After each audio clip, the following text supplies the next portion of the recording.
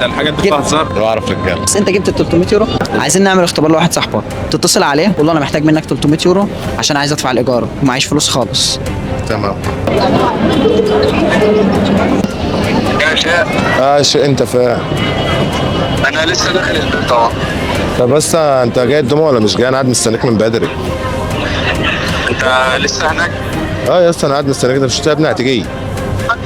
هاجي يا اسطى خلاص حاضر، انا هدخل بس اروق كده اكل لهم. طب بص يا اسطى، بالله عليك تعالى على طول يا اسطى الدومو، عشان صاحب السكن واقف معايا وعايز 300 يورو. محتاجهم ضروري 300 يورو عشان السكن. 300 يورو مسافة الطريق يا رب تزهرب اي بنك واسحبهم لك واجي على طول. بالله عليك ما تاخر. انا يا اسطى قدام الدومو بالظبط. خلاص يا اسطى حاضر. ما تاخرش عليا. مسافة الطريق.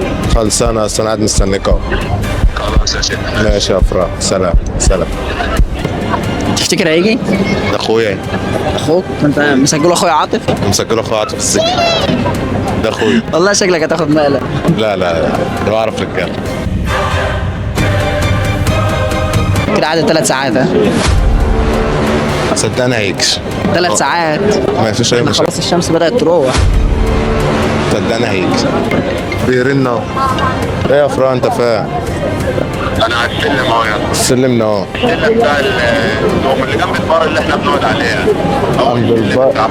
خليه يجي لك عند الدوم. عند الدومو لسه قدام بتاع الدومو نفسه. انا ورافع ايدي وانت فاهم. انا مش شايف.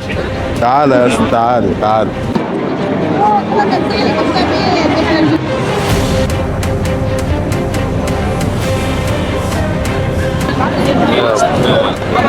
يا معلم ده الحاجات دي فيها هزار.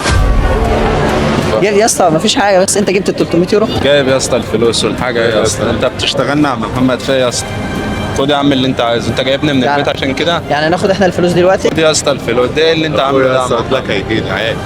الحاجات دي فيها هزار ده يا بعد اسطى. 3 ساعات يا اسطى، انت ايه اللي خلاك تيجي؟ 3 ساعات دي انا ما اكلتش لقمه يا اسطى، وجاي وانا قايل لك هاكل لقمه واظبط حالي.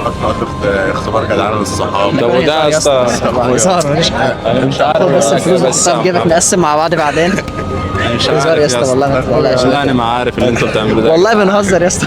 مش عارف. يا اسطى. يا اسطى